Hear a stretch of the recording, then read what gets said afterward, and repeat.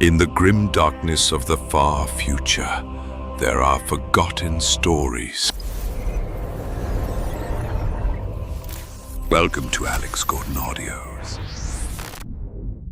Welcome back to Alex Gordon Audios. After 30 years of preparation since the birth of the Primarchs and the lighting of the Astronomicon, the Great Crusade is finally ready to begin. In this pivotal chapter, we witness Eddard Fendragoon, the first Primarch, receive his true destiny from Malcador, the Sigillite himself.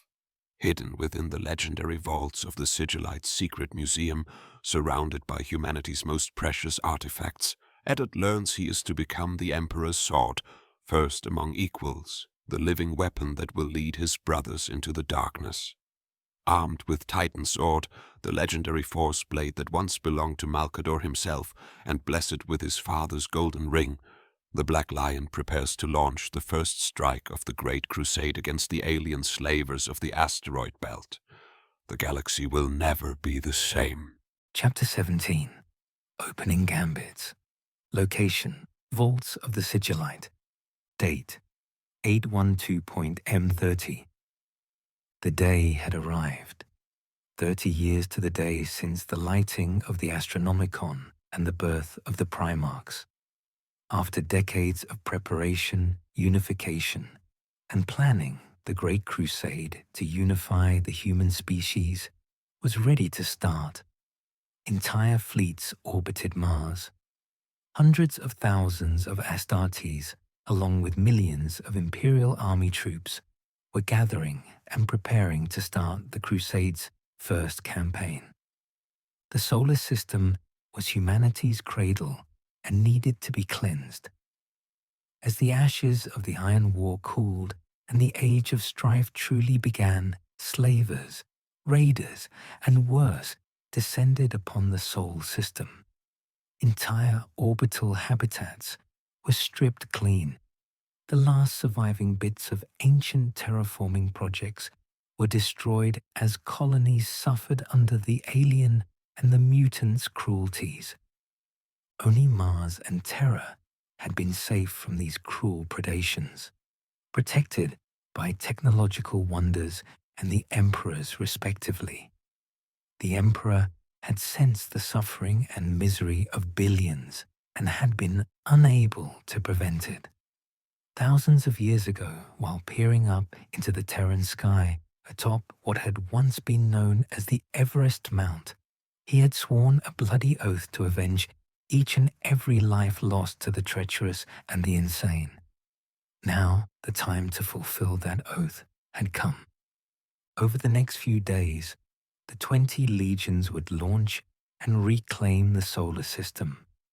Then the 20 Crusader fleets of the Imperium would leave Mother Sol and strike as mankind's wrath incarnate against the nightmares that dared taint humanity's galaxy. Behind them would be hundreds of expedition fleets sent to explore and unify the species. The honor of first launch and strike belonged to the First Legion. The great fleet of Crusader Fleet 1 was preparing to leave Terran orbit. Nearly 300,000 denizens of the first Primarch were being ferried aboard the fleet by flocks of stormbirds, and last-minute checks were starting. A massive psychic perception filter generated by the Emperor and projected by the Astronomicon hid the massive force from the galaxy. The Master of Mankind had once explained it to his sons as the psychic equivalent of shining a light in someone's eyes to force them to look away.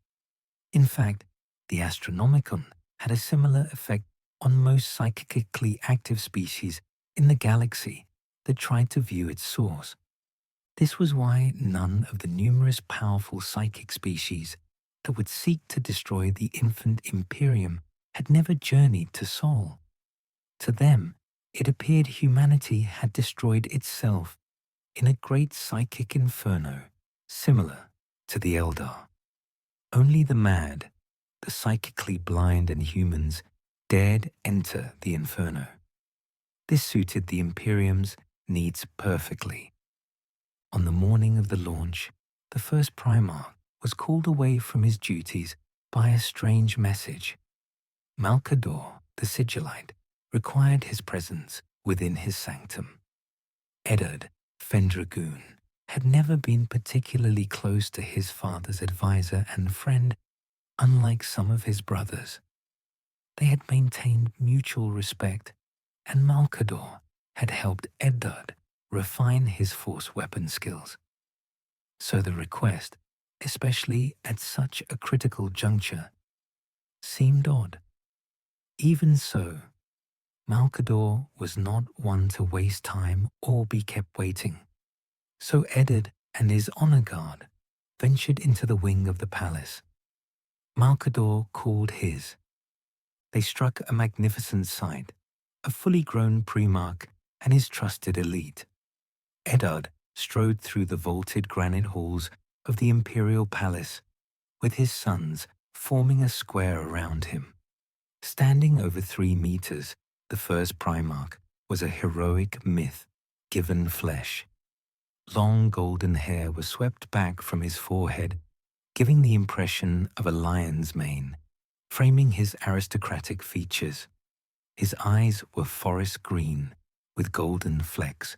They seemed more appropriate within a great feline's skull than a human, no matter how evolved. While his honor guard wore enhanced MKE, 2 Legio armor Eddard's war gear was a Primarch's and a master-crafted unique wonder. Eddard had personally created the basic design, and his more technically inclined siblings had improved it as a gift, like they had all of their brothers. What unified the Primarch and Astartes armor was its color and heraldry. Obsidian black with gold trim, the First Legion's armor struck an intimidating and awe-inspiring sight. Like all of its sibling legions, it had not earned a name and sigil. The shoulder pad held a simple Gothic numeral 1. Various administratium adepts and menials scurried from the approaching demigod and transhumans. A few were foolish enough to glance upon Eddard and were transfixed by the young king's aura. Unlike most humans, they quickly recovered. The emperor himself was a not uncommon guest in this part of the palace. The servants here were the ones who could withstand the mind-crushing pressure of numerous close encounters with the master of mankind and his custodes. A Primarch is a great thing, but still a shadow of their father. Eventually, Eddard reached the doors to the meeting place. It was a strange, hidden away part of the palace. The entrance to the chamber was guarded by Malcador's chosen.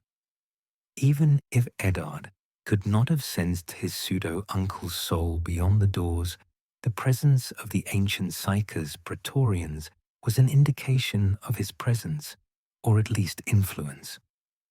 The captain of the chosen squad motioned for them to stop and spoke. "I am sorry, my Lord Primarch, but the Sigillite's orders were explicit. Only you are allowed beyond here." As one, the Astartes bristled and reached for their weapons. Despite all the augmentations and enhancements of the Astartes, they were anxious about the coming battles, and they feared enemy actions against their gene father. Eddard had to admit he was impressed the Chosen had barely reacted to a squad of heavily armored Astartes preparing to attack them. With a gesture, he dismissed his honor guard, and they testily took up defensive possessions across from Malcador's Chosen. The chamber's doors opened silently before Eddard could even touch them. They shut just as efficiently as soon as he entered. With a cursory glance, the first Primarch realized the looking he had been summoned to. It was a rumored place within the palace, a location that's existence was debated and any information on was coveted viciously. Eddard Fendragoon had entered Malcador's museum. The Sigillite was well known for sponsoring various expeditions and archaeological digs into the old Earth. Some of the great exhibits of various imperial museums had been found in these digs. Still, rumors persisted that some of the more choice artifacts had vanished into Malcador's own private collection. This mythical museum supposedly held treasure troves of items of both historical and cultural significance. Eddard had heard his brothers whisper that when old night fell, Malcador and his order had raided humanity's museums and cultural centers to preserve the most priceless antiquities. Stepping into the museum confirmed all of these rumors and revealed that, if anything, they understated the truth. Display cases neatly filled every wall and free space of the hidden vault. Eddard's senses detected the telltale signs of hundreds of stasis fields protecting the exhibits. The firstborn knew Malcador was in the chamber. The highly distinct psychic radiance of the Sigillite filled the chamber and seemed to be coming from the far end of the labyrinthian gallery. Eddard's other side felt the symbolic energy of the countless artifacts leaking into the ether. This alone told him how old some of these objects were. Stasis fields slowed time to an incomprehensible small fraction of its original passage, but even so, time still passed within. Not enough to ever truly affect the items inside, but enough to let the psychic energy of things immersed in warp stuff or of particular spiritual resonance leak out. This process took millennia, and Eddard and his brothers had only studied the theory involved. Huge sections of the museum had been held in stasis since the very technology had been invented. Moving with the practiced and powerful slowness of an apex predator, the Primarch maneuvered through Malcador's museum. His eyes caught sight of glittering nano-colonies locked in time, ancient scrolls of vellum that contained myths and sagas, a primitive gilded pod that, despite its bizarre appearance, was labeled as the first manned craft to touch Luna.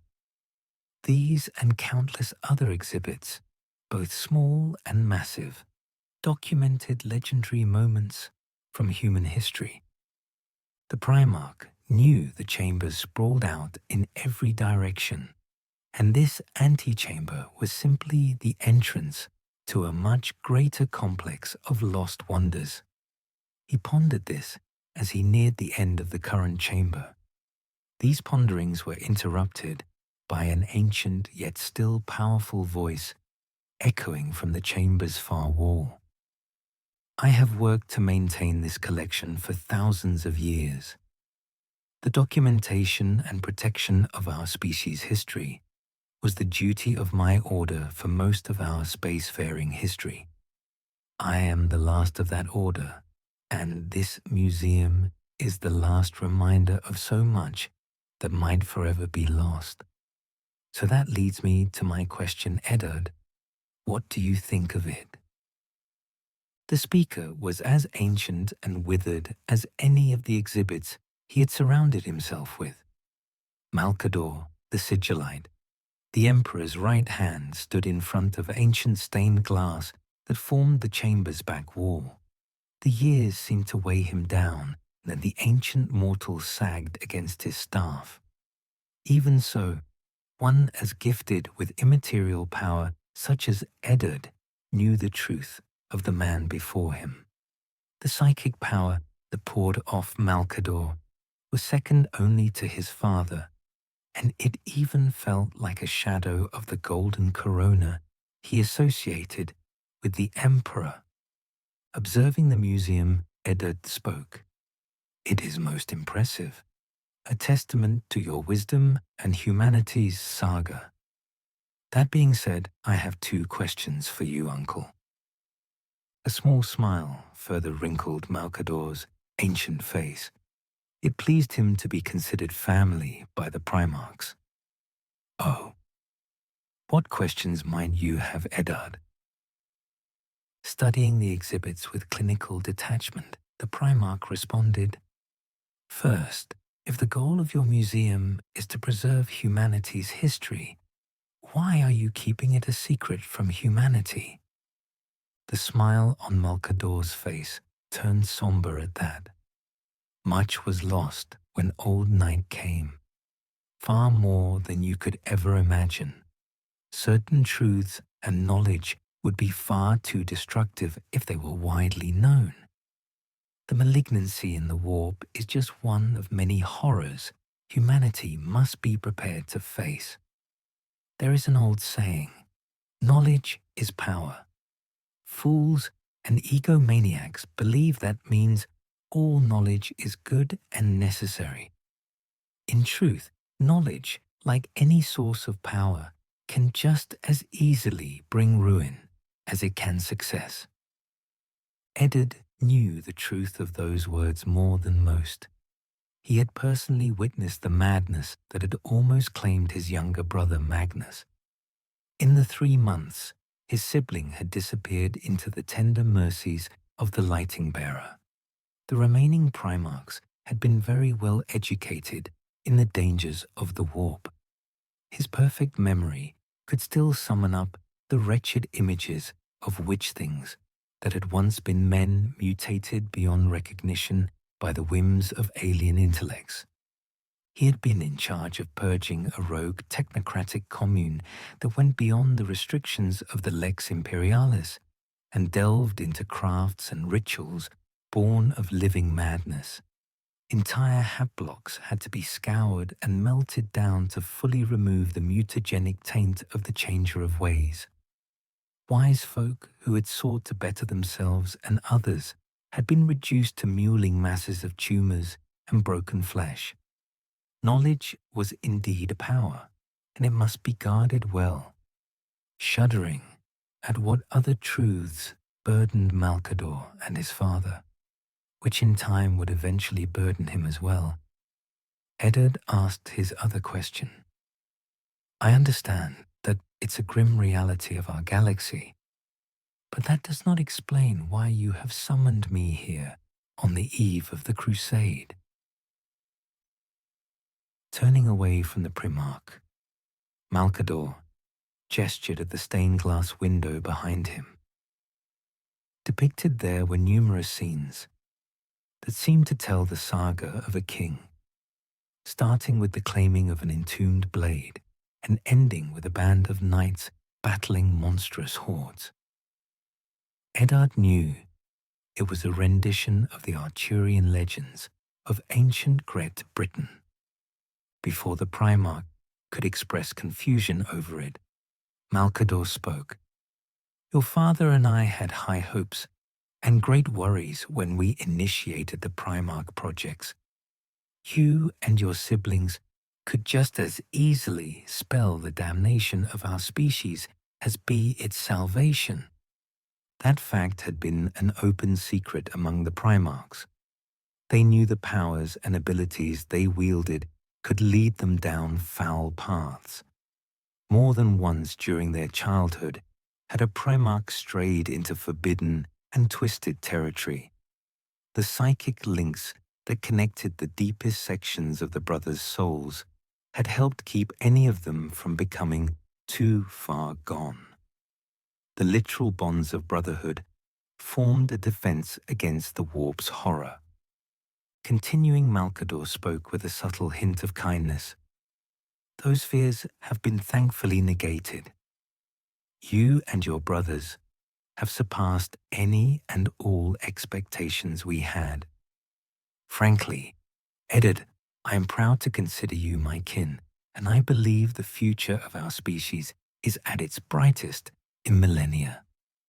Malcador was anything but an emotional person. Quiet wit and stoic commentary were the typical extents of the ancients' emotions. Eddard was taken aback and touched deeply by the sigillite's words. Continuing the Emperor's right hand, turned to look at the stained glass depiction of the claiming of Zalibar as he spoke. Each of you was crafted in the image of a particular archetype from human history. Literal living legends to unify the galaxy. That keen intellect you and your brothers possess, most likely assumed as much. That much had been assumed by the Primarchs. The most extensive surviving library of human history had been theirs to explore as youths. The similarities between the brothers and certain recurring historical constants had been obvious. Tyrrek was the northern barbarian king, Dante the angel, Horus the general, Vulcan the maker king, and so on and so on. At Eddard's acknowledgement of the truth of the statement, Malcador spoke more. Can you guess what legend you were meant to continue, young lion? Almost immediately he replied as he pointed towards the stained glass. The heroic king, like Arthurus, David, Ozymandias, Jimmy, and other such examples. Reaching out to touch the stained glass, Malcador laughed slightly. I suppose that was obvious. Such figures have appeared throughout history near constantly. Great warriors and leaders who serve something greater than themselves. Each of these kings believed themselves to be touched by what they called the divine. Some were mad, some were kin to your father, and a few were guided by him to help keep our species safe. That role of Night King, warrior, leader, an instrument of the Emperor falls to you, Eddard. You were first conceived and born of your brothers. As such, the eldest and most constant role falls to you, finished Malcador. Thousands of thoughts poured through the superhuman mind of the first Primarch. He felt honored and humbled by his uncle's words. Of all these thoughts, a single pressing question left his lips. What does this mean? Turning to face Eddard again, Malcador let out a sad chuckle. Valdor and myself are referred to as the Emperor's left and right hand, respectively. The meanings of those unofficial titles are many. Constantine Valdor holds the shield that protects your father as the left hand and deals in shadows as the sinister appendage. Similarly, I also had multiple roles, as both imperial pen and sword, both equally mighty. At that, Eddard raised an eyebrow. He knew full well Malcador's psychic and intellectual might, but the idea of the withered old man being ever considered a weapon or a weapon wielder seemed incredulous. Whether through reading his thoughts or his body language, one never knew. With Malcador and Eddard's father, the sigillite knew and answered his unspoken question. Even I was young once, young lion. A slight psychic probe originating from Malcador's mind and touched Eddard's. With the Primarch's consent, millennia-old memories entered his mind. Unending mechanical swarms of insane murder machines pouring in from every direction. A dozen mech-suited warriors, each slaying hundreds every moment, with an unparalleled mix of martial skill and psychic power. Multi-meter-long blades of adamantium cleaved through brute robots with ease, while warp lighting danced off the warsuit's cockpit and evaporated data-feeding parasites. The cockpit was struck with a beam of liquid metal moving fast enough to be mistaken for a laser. Surviving, only thanks to an unbreakable kind shield, the mech warrior's suit staggered and its occupant exposed. Even with millennia of pain and experience removed, the features and golden eyes of Malcador the Sigillite were unmistakable, absorbing the memories of Malcador's time as captain of the 1st Psi Night Division during the Iron War would have put most any being into shock. For a Primarch, mild surprise was all that entered Eddard's mind as entire campaigns of horrific data entered him, softly saying words that lesser beings would interpret as a question, but was in truth a statement. Eddard said, "You were one of the first combat psychers in human history. You fought through the worst of the machine uprising and were recruited out of your retirement as a Sigillite by my father. Yes, psychers have always existed throughout human history. It was only with the warp's rising madness that the numbers and dangers ever reached this level. To combat some of the impossible weapons our creation unleashed, impossible powers were needed. I spent those centuries of relative youth once I met the Emperor as his sword. Those days are long behind me," said Malcador, and as he finished, a slightly wistful look crossed his face. Tentatively, Eddard responded as the pieces fell into place. "You want me to be Father's sword? The right hand of war?" Smiling softly, Malcador confirmed the Primarch's words. "Yes, Eddard. I want you to be my successor. That is why I asked you to join me here today, to ask you to take up this role I am unable to fulfill. If you, and by your consent, your legion chose to take this role, you will be first among equals. You already are a paragon among your brothers. If you choose to take this role, you will lead them and the Imperium to victory and glory." Malcador half expected the Primarch to either desperately try to deny his worthiness and claim another should take his place, or over-eagerly claim the role as his and flaunt the status it gave him. Most of his siblings would fall into one of those two categories, either drowning in the power or becoming drunk on it. Eddard's reaction was what Malcador had hoped when he picked him for this duty. "I understand, Malcador.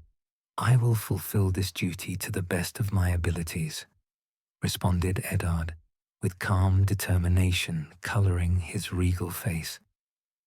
That answer was why Eddard Fendragoon had been selected for this duty. From before his artificial birth, he had been groomed for this role, to be the Emperor's sword, not a war master or lord of war, but a living weapon, forged to defend humanity and drive back the darkness. A noble Night King, ever questing in his lord's name. Taking Eddard's massive hand into his own, Malcador gave a warning. "It seems I choose correctly for this task, Eddard. You are the first of your brothers to have your role made apparent. Still, keep in mind, this honor means responsibility. You must be an ideal your siblings, and the Imperium's countless warriors and soldiers must aspire to. Know that Primarch and the future of our species is secured." At Malcador's gesture, the Primarch knelt like a knight of old and felt the Sigillite's staff touch his shoulder as the ancient spoke. "Eddard Fendragoon, with the power vested in me by the master of mankind, I name thee the Emperor's sword." Then he started to recite the oath, and with each question and answer, he moved the staff's tip to the Primarch's other shoulder in a neo-knighting ceremony. Do you swear to serve mankind and keep it secure from the horrors of the universe? I do.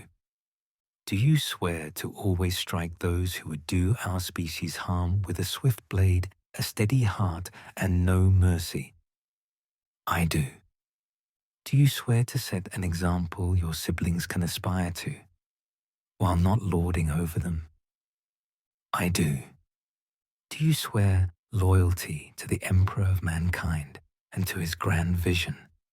I do. Do you swear to be just to your subordinates, fair to your equals, and bring judgment to your enemies? I do. Do you swear to lead mankind when you are needed and will step aside when you are not? I do. Eddard Fendragoon, will you become the Emperor's sword? I will. With those fateful words, the ceremony ended, and the first Primarch took up the mantle he had been created for. Rising to his feet, he solemnly bowed to Malcador and said, I am honored beyond words.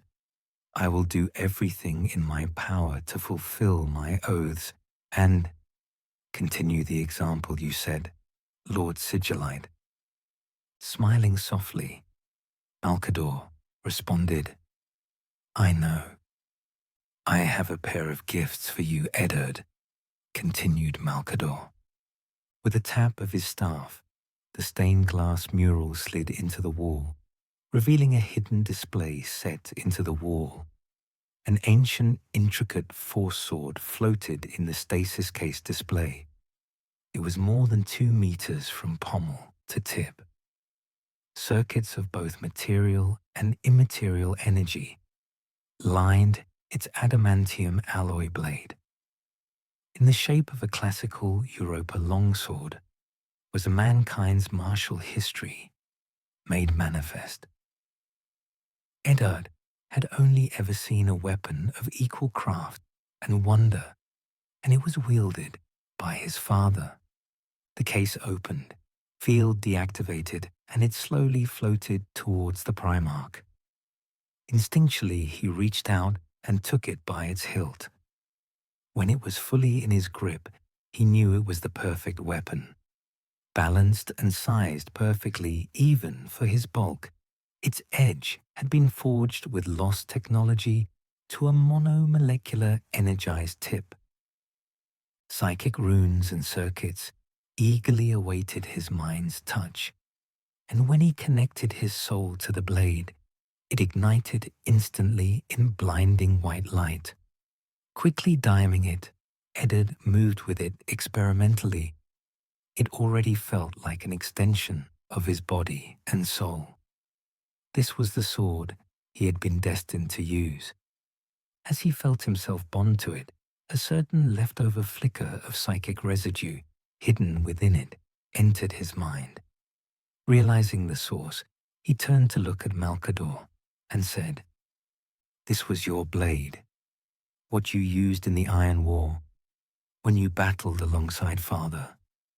Yes, it is the perfection of force weaponry, the wisdom of your father and the material mastery of the Golden Age, formed into a killing edge, responded the Sigillite. What is its name? Asked Eddard. Titansword. It earned that name twice over. First, for the moon it was forged on.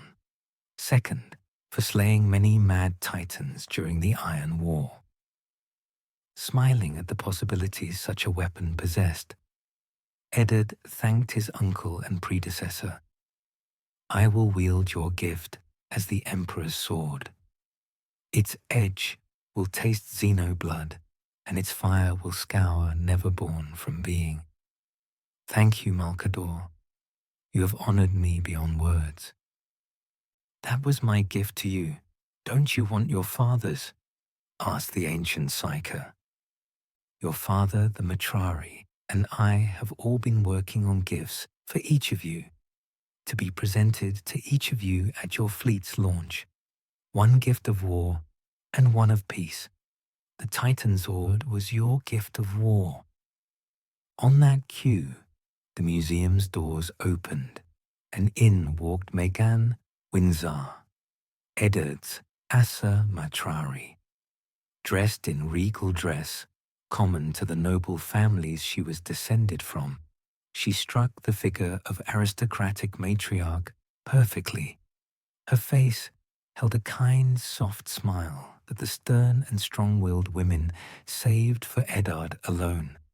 In her hands was a wooden box with the Emperor's personal seal upon it. Once she reached them, she hugged her son and spoke chidingly to Malcador. My grandchildren may be genetically engineered super soldiers built for war, but they have better manners than your guards, Malcador. If Captain Lanval hadn't stopped them, your chosen would have searched me in a far too thorough manner for my taste. Smiling at his adoptive mother's sharp tongue, Eddard interceded on his uncle's behalf. Now, matron, they were simply doing their duty. I assume they broke countless protocols to let you even be here. I suppose so. They are at least more palatable than your father's gilded automata. She sighed as she gave a final withering glare at Malcador. Numerous unpleasant incidents involving the fanatical protectiveness of the Custodes had earned the entire Brotherhood the near-unanimous ire of the Assa Matrari. The Golden Legion had fast learned the age-old adage that the most dangerous life form was a mother protecting her children was not an exaggeration. Turning to speak to Malcador, Megan curtly asked, "Could you please channel him? My son has many duties to attend to and a war to start." At that remark, golden light filled the chamber and an ancient psychic link was activated. The Emperor of Mankind, or at least a shadow of him, joined them in the chamber. Speaking through Malcador, the father of the Primarchs smiled and said in a voice that radiated fatherly love and calm power, "Eddard, I am so proud of you, my son. You and your brothers have exceeded my hopes by far. It is my honor and pleasure to have you as my sons. I have a gift for you and your brothers." With those words, Megan opened the box and showed its content to her son. Within was an ornate golden ring, carved in the shape of a snarling lion with onyx eyes. It was large enough to serve as a women's bracelet or fit on a Primarch's ring finger. The Emperor's golden light levitated the ring out of its cushioned box and onto his son's hand as he spoke. After an arduous search, I found a large ingot of gold mined near my home village around the year of my birth. I crafted this ingot into a set of rings, one for each of my sons. Formed in the astrological sigil, they are linked to and forged by my psychic power. Eddard felt the faint, soothing glow of his father's power emanating from the metal. With emotion, he disengaged his right gauntlet and let the armor fall to the floor as he used his left hand to place the ring upon his finger. A warmth spread from it over him as the Emperor's projection spoke. It is human history, forged by a father's protection, blessed with a mother's love, and crafted in the image of our son. Eddard, take these gifts of war and peace. Go forth and be the hero you were meant to be. With those words, the Emperor's visage faded from being, and Eddard knelt down and embraced his adoptive mother. After a few parting words to both her and Malcador, he redonned his gauntlet over his ring-bearing hand, locked his new blade to his hip, and left the museum. Flanked by his guards, he marched back to his waiting legion. He was the Emperor's sword, and he had a war to win. The rest of the day continued as originally planned. Armies were marshaled and battle plans were made. The first target of the Great Crusade's conquest of Sol was the asteroid belt that split humanity's cradle in two. The duty of subjecting this maze of cosmic debris that was both heavily defended by xeno raiders and mineral-rich fell to the 1st and 2nd Legions. At the height of the age of strife, when all sense of sanity had faded away, a species of alien scum that had once been cast to the farthest reaches of the galaxy for their despicable nature had infested Sol. A race of mutants, slavers, and worse, the Qrel had conquered the mines and bastions of the belt and turned into their own private fiefdom. From their seemingly impregnable system of lashed-together asteroids and scavenged void habitats, the Qrel had enjoyed an age of bounty where millions of humans from across the solar system were stolen away in their raids to be used as slaves, or worse, for foul xenomasters. Striking at these xenos and reclaiming the belt from them would not only be a great strategic success in acquiring resources and a defensive line, but also show humanity the nightmares of old night could bleed. The 1st and 2nd Legions would work in concert with each other to blitz the xenos, stamping them out of existence before they could even organize a defense. Qrel infestations filled the belt. It would be a brutal naval campaign to purge them from the belt and make it safe for human colonization. The central domain within the belt of the Xenoslavers was the dwarf planet Ceres. Once an ancient communication relay, it was now a vile flesh market where xeno breeds of all kinds bought and sold humans like, or as, livestock. That planetoid was the prime target of the Ist Legion. They would crush the Qrel with blade and bolter, freeing the slaves and restoring Ceres to its rightful owners. This strike would appear from the void and smash the slavers' leadership. During the attack, the swashbuckling second Primarch, Alexogavia, would lead the Imperial fleet in destroying the other infestations. Once Ceres was safely in Imperial hands and the belt was open for colonization and exploitation, the next phase of the crusade would begin.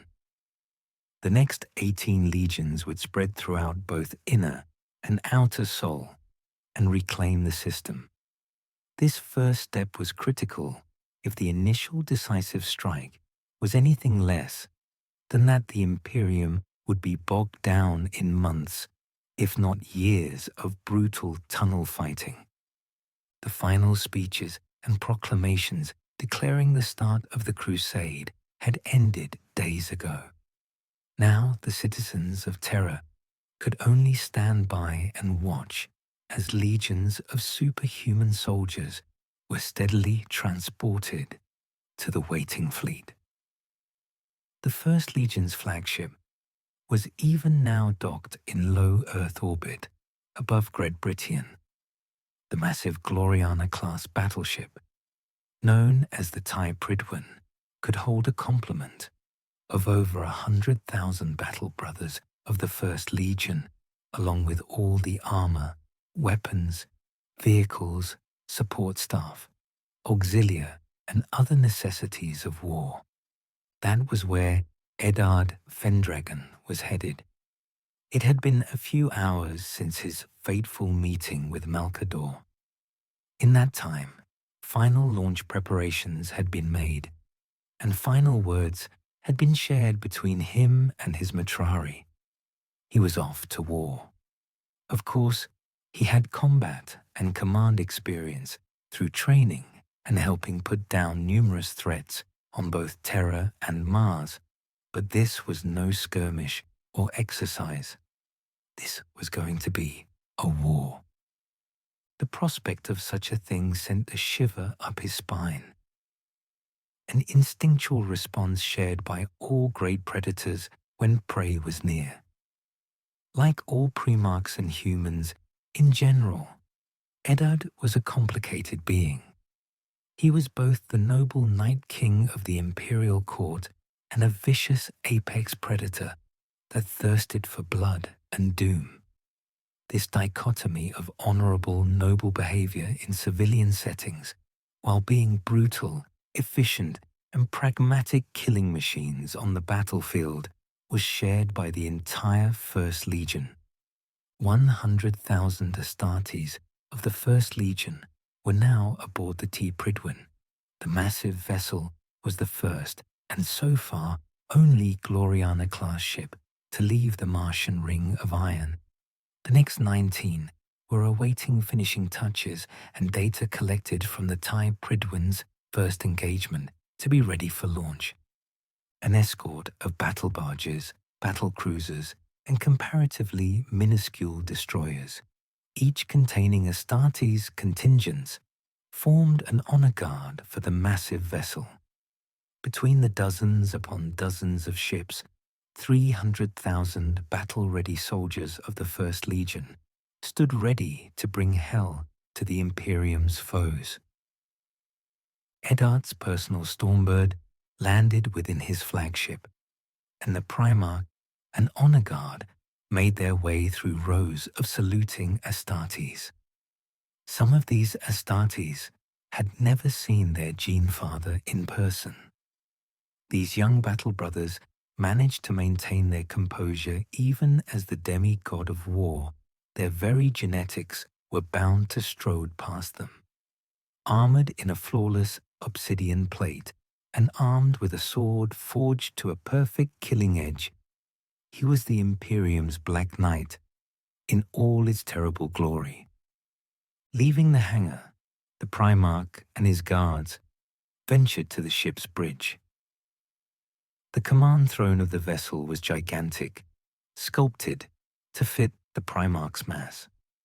Command thrones allowed a ship's captain to quickly and efficiently access the tremendous amount of information required to command a void ship.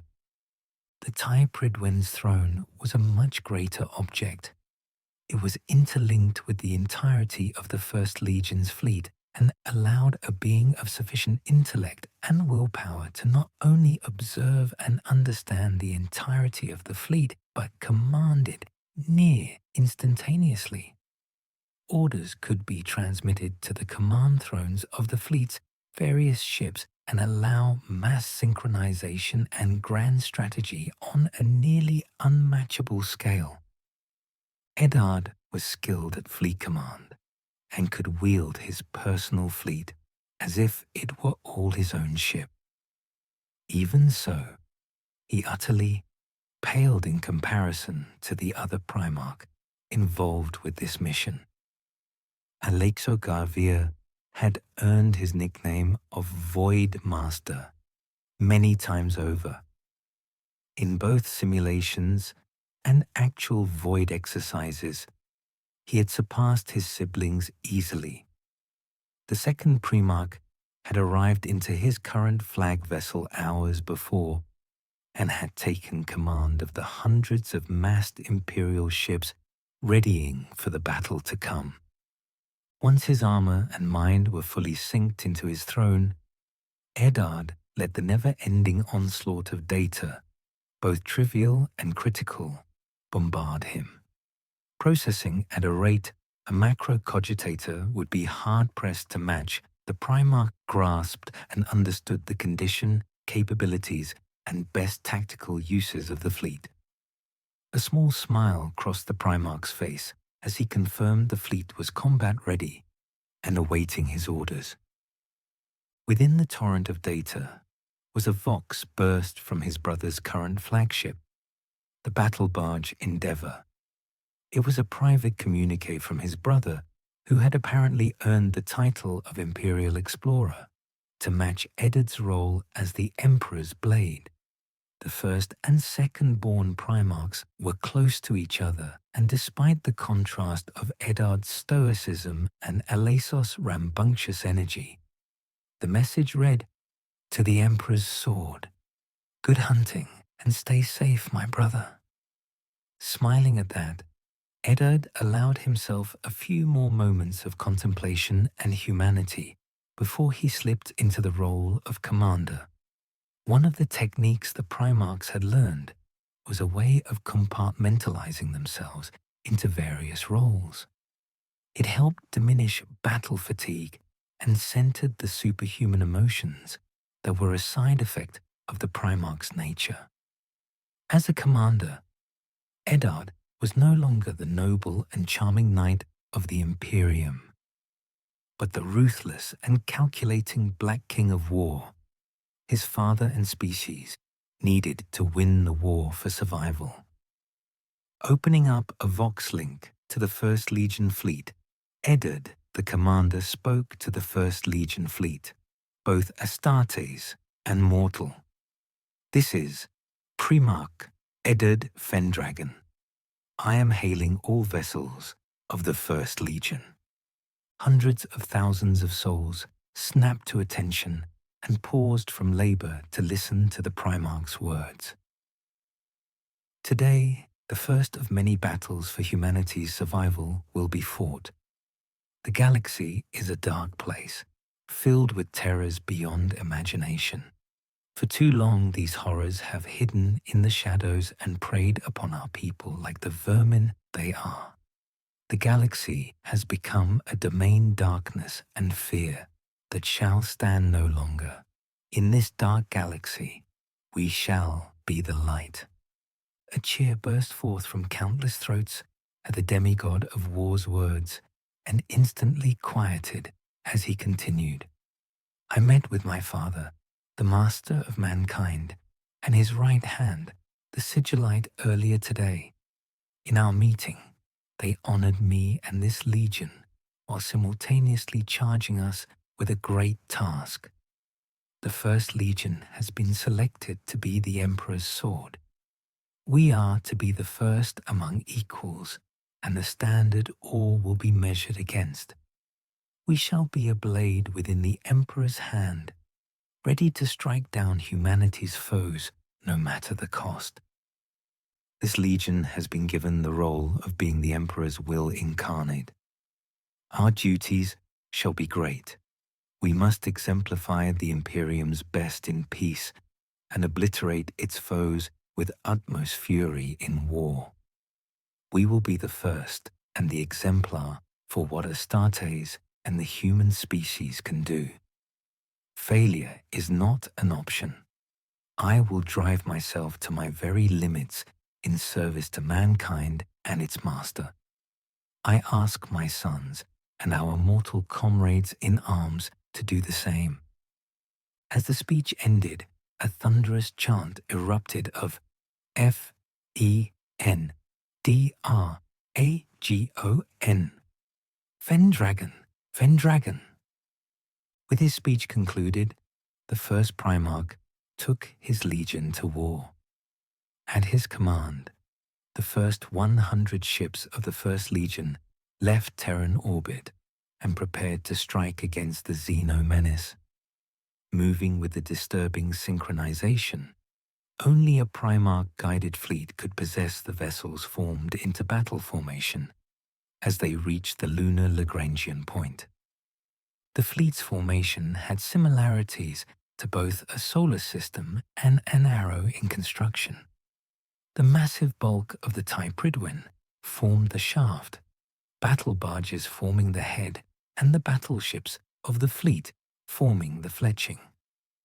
Orbiting this arrow were dozens of escorts ranging from cruisers, supplementing the boarding specialized battle barges' firepower, to swarms of picket ships symbiotically flirting about the Typridwin, ready to shoot down enemy missiles and attack craft.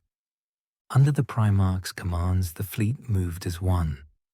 Thunderous plasma drives all working to move the vessels away from Terra and towards the belt. Weapons teams prepped plasma cannons, lances, and launch bays for the coming conflict. The fleet was broadcasting various jamming signals to hide from the Q-Hrel. Thankfully, the xenos were fairly primitive, and the basic anti-auger the fleet possessed was more than enough to mask themselves. The xenos would only know doom was upon them when it was before their very light sensors. By then, it would be far too late for the filth. As the fleet passed by Mars, various data bursts of the most recent Martian scans of Ceres were sent to the Legion. The only new developments, it seemed, were new slave barges unloading the unfortunate humans that had been dragged into the void by the slavers from all across Sol. They would be rescued, and this domain of slavery would burn. Soon the fleet scanners picked up the belt. Hundreds of inhabited asteroids and protoplanets were detected and marked. Auger probes were released in great swarms to find every last infestation of xenos and document every potential threat. The information was spread throughout the fleet and transmitted to the Imperial fleet that, according to the timetable, should be leaving Martian orbit. They would arrive to strike the targets marked by the First Legion just as the climax of the Ceres invasion started. Slowly and steadily, the Typridwen moved into firing position along with the rest of the fleet. The scans indicated the military strong points and command centers of Ceres. Thousands of targeting cogitators aimed the fleet's firepower at the targets and readied themselves. Taking a deep breath, Eddard issued his command, "Fire."